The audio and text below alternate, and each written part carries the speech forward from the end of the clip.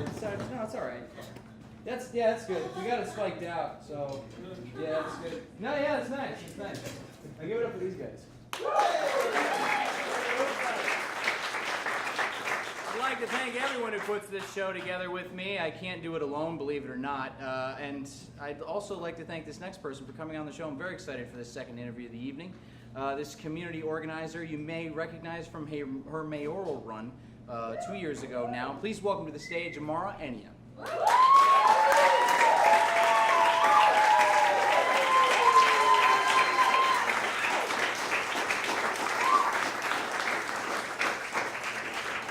Nice to see you, AMARA.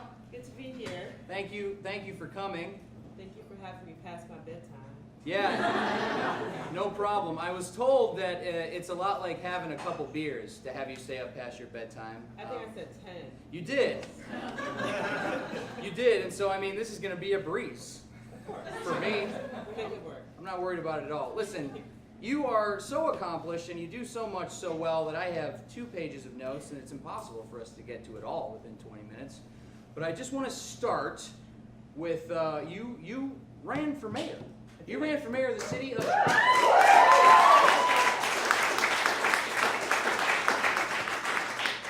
Do you kind of glad about how it worked out? Well, You read the paper sometimes in the morning and go, ooh, yeah. Yeah, I think someone has $26 million of buyers for Morris, I would say. Sick burn, AMARA. Tight. We got a seat for him, though, if he wants to come. Talking about the mayor. But your parents are from Nigeria. Yes. Nigeria and Africa, not Nigeria, Ohio. But their background is also in political activism. Is that safe to say, political activism? Definitely. 1997 was a big year for that. There was a dictator in the country, and they brought you here prior to that. But being exposed to that at such a young age certainly must have had a bit of an influence, wouldn't you say? Yeah, it did. So my dad and mom actually fought in Nigeria's Civil War in 1967 to 1971 against Nigeria on the basis, the same thing, human rights violations taking place, genocide against the Igbo people were Igbo. And so after they did not win, so we didn't win the war, so it became very difficult in the country, and they were constantly fighting against the succession of dictators that we had up and through the 90s. And when they came to Chicago, they started organizing Chicago. The Nigerian community, we were up on the north side in Uptown, Rogers Park area where all the Africans live. And they continued their work. And so in the 90s, 1997, the government executed 7 individuals. They were also sending emissaries to my parents' house, even in the suburbs, to intimidate them and force them to stop their activism. This I had not put together when we spoke earlier, is that you're in Chicago, they've left Nigeria, these things are going on overseas, and still they are being intimidated in their home in the suburbs of Chicago. Yes, well, they attempted to intimidate. It Didn't quite work. But yeah, they were still very, very politically active, and that's how we were initially exposed to just issues of social justice and equity and human rights, and not being afraid to challenge the status quo. So we kind of came up in that environment. Well, it's a good place to come up, I think. You are an accomplished graduate. You have a couple degrees here. What, you did an undergrad in poli-sci, studied news, editorial, and broadcast, history, philosophy, international law, policy work. Anything else? I miss anything? I have a lot of student loans.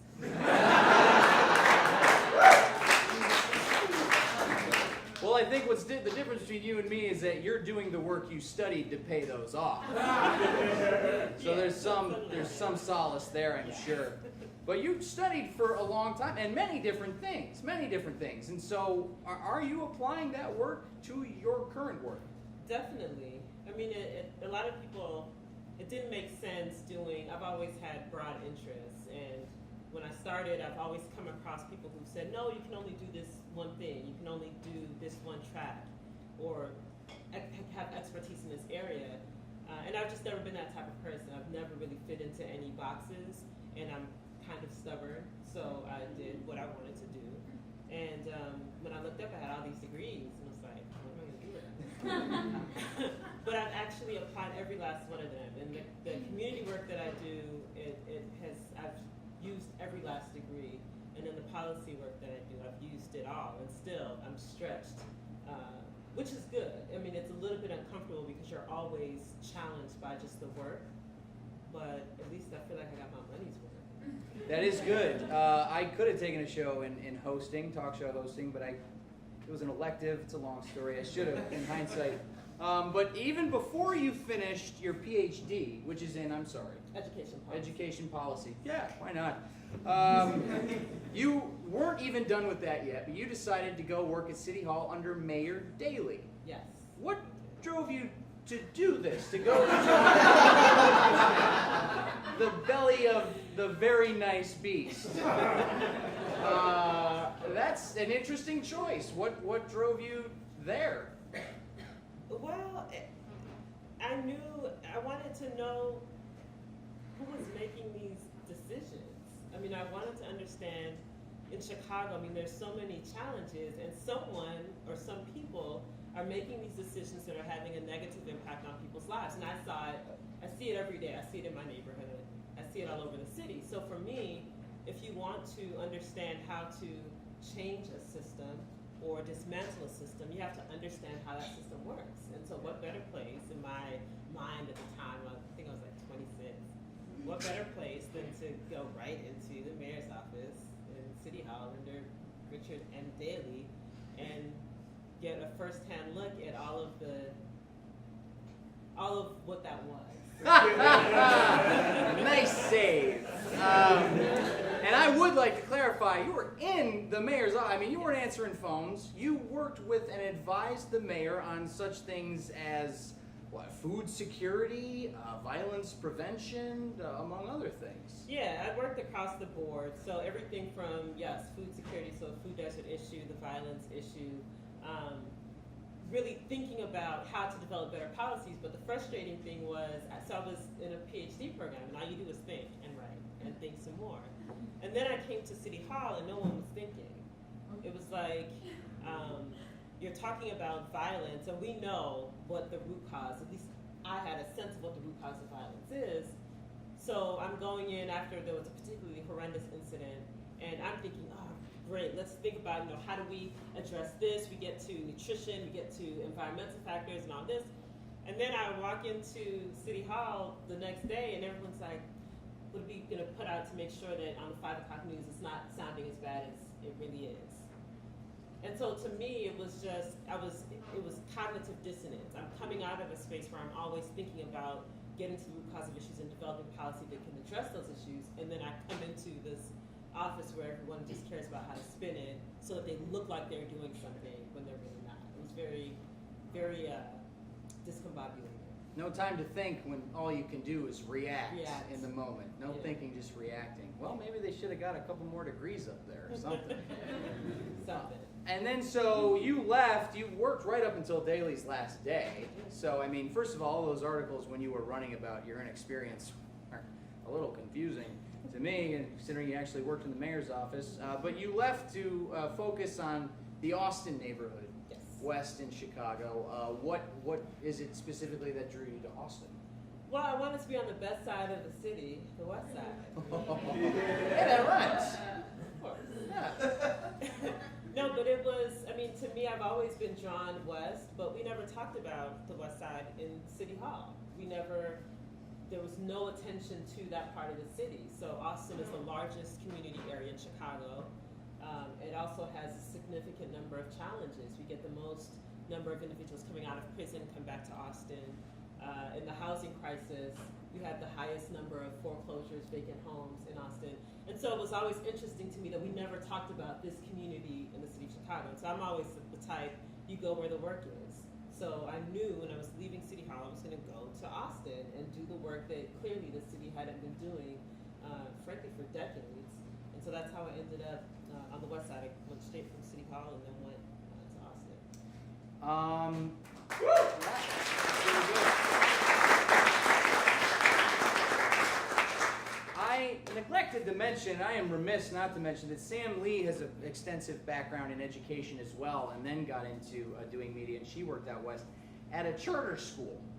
Now, you worked with Austin Polytech. Well, she didn't enjoy it. That's what got her. That's what, I'm sorry, I'm not going to interview you without having you up here, but she worked there, and it wasn't the best environment for her to help mold young minds in a positive way, so she thought. So she got into art. You worked with Austin Polytech.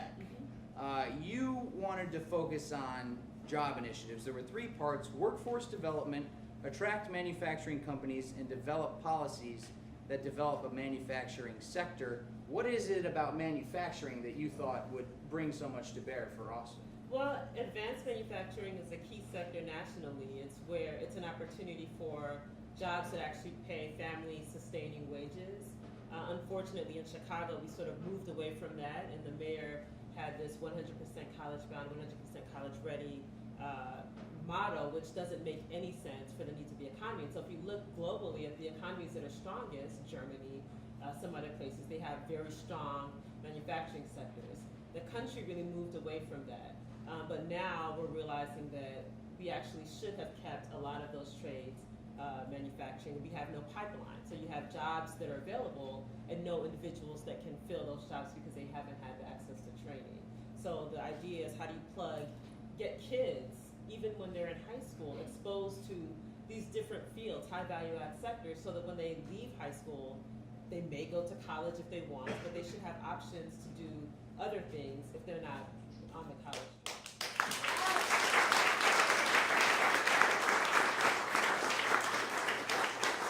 Makes sense to me. I see where you're coming from there.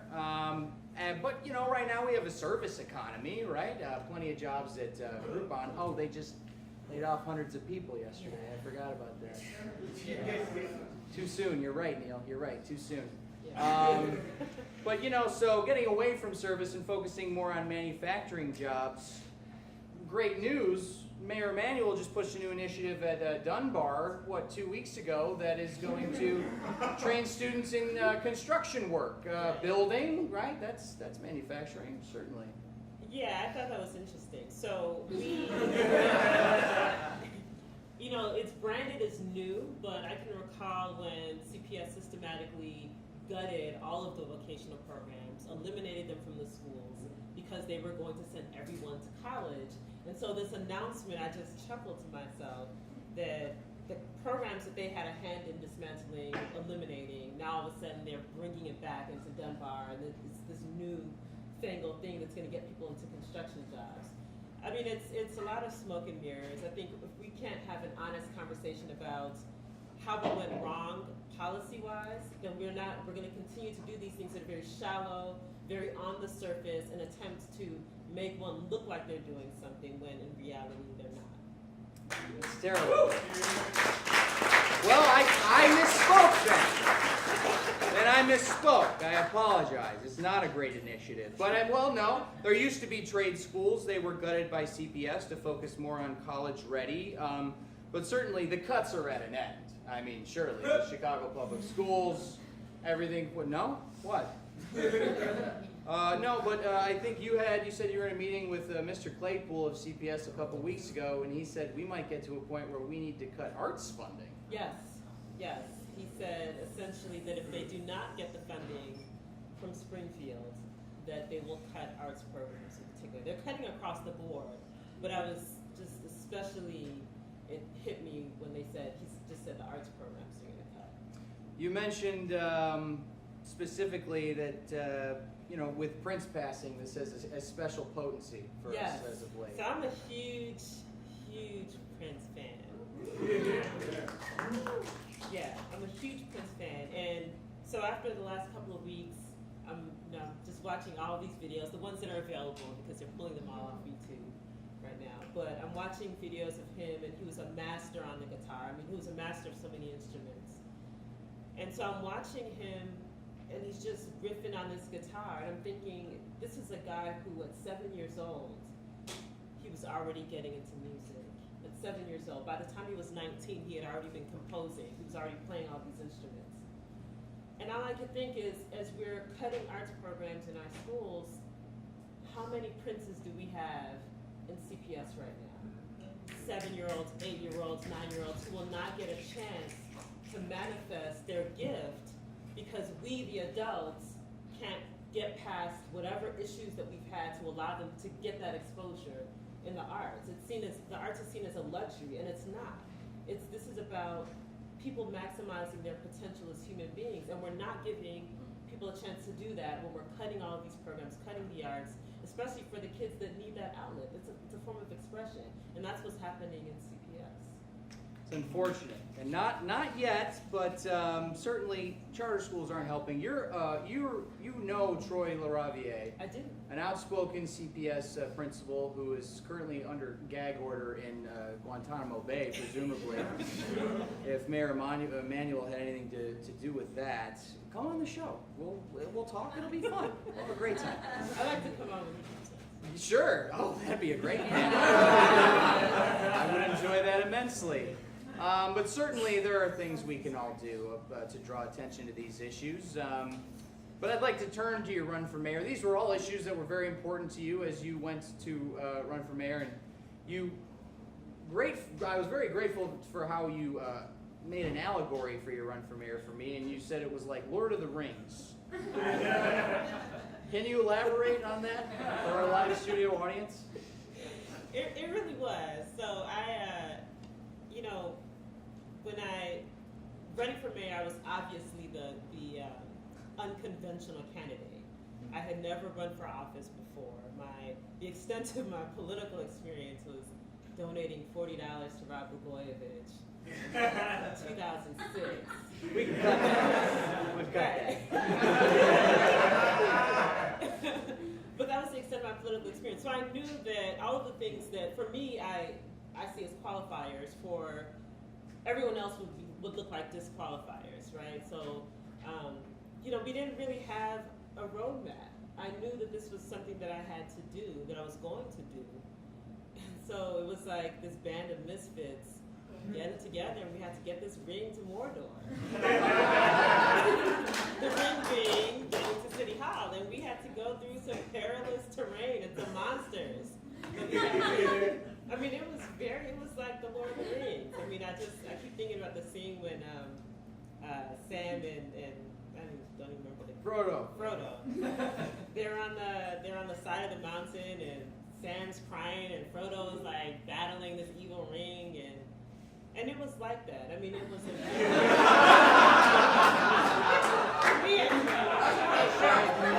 Sharing that last biscuit. They got that last biscuit, and they're splitting it. That's a great team building exercise, though. Yeah. But we had it was an amazing group of people. To get people together who see something, who believe in you because you believe something. And it's not because I didn't have a mass of people saying, oh yeah, you should run for mayor. It was just me and my parents who I told, who were the first ones, who believed. But when people buy into your vision and they start helping to move that vision forward, it's an amazing thing. So, especially in the face of what we were facing, you wake up every day and there's 2.8 million people who don't believe that you should even run for mayor.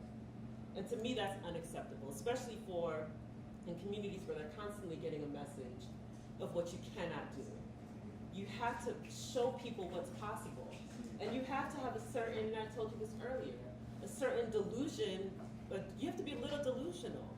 You have to see what other people don't see. You can't be grounded in reality because no one in history who's ever done anything of note did it by being realistic.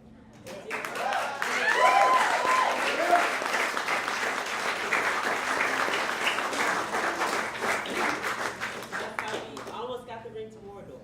Next time we'll get it over the edge. I like the sound of that. I like the sound of that a great deal. It's almost time to wrap up, but want to ask you about the Lucas Museum. But real quick, are you voting for Trump or? Not at all. No? Oh, all right. No. Thought I had you pegged there. I don't know. I voted for Bernie Sanders. Yeah!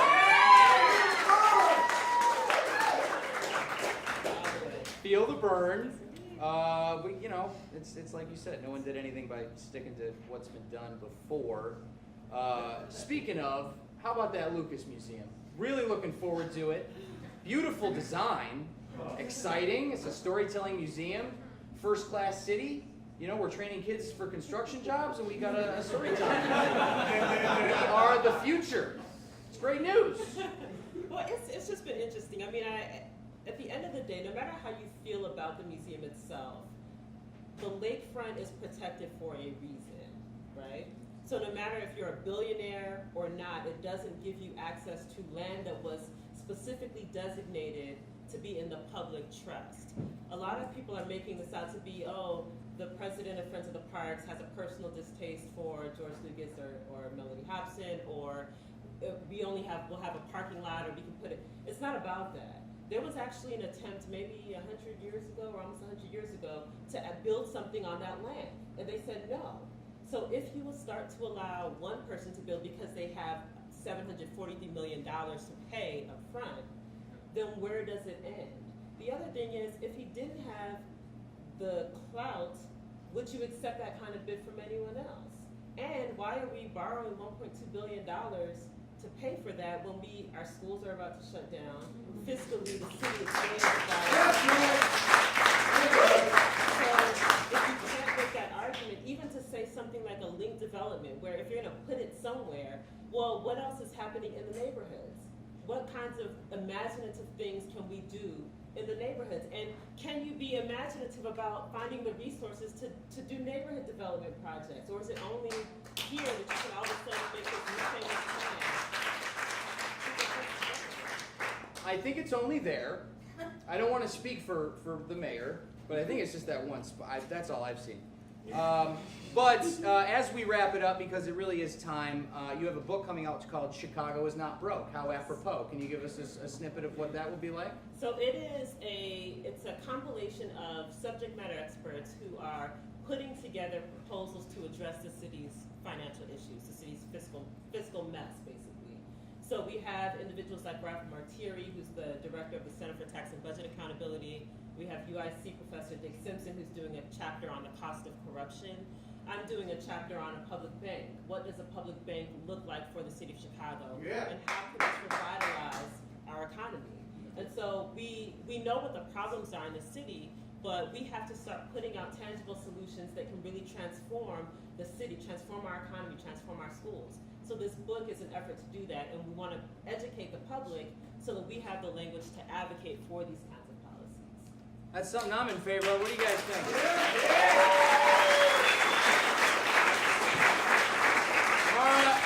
It's always nice to have you, even though this is the first time. And And I stayed awake. Yeah. yes, you did. And if you need a Samwise Gamgee, I'm here for you. All right, guys, give it up for AMARA ENYIA.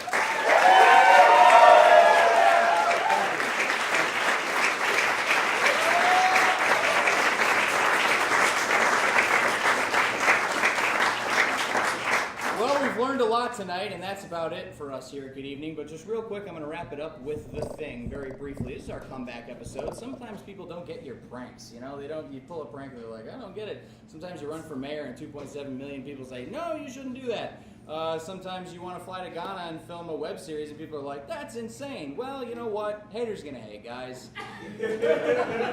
And we here at Good Evening say, block those voices out and follow your dreams and hearts. I want to thank all of you for being here. I want to thank my writing and production staff. I want to thank our viewers at home, AMARA ENYIA, Sam Bailey, Sam Lee, Tim Barnes, Ohm. I want to thank all of you, my production staff, Rachel Hayes, Alexander Gunning, and Nate Dragon, Alex Hand and Neil Pandya, and Cody Spellman and Andrew Swanson and Kaiser Ahmed. That's good. Underscore Studios, Jackalope Theater, everyone. Yeah, I want to thank all those people. Real quick, we're going to have Cody up here real quick. Just going to bring him up real quick. Real quick. This is it, I promise. We're just going to sing a quick happy birthday for Cody because it was his birthday 2 days ago, and I left the cake in the car. We do this every year. This year, I left the cake in the car, so keep the cameras going. I'll go get the cake real quick.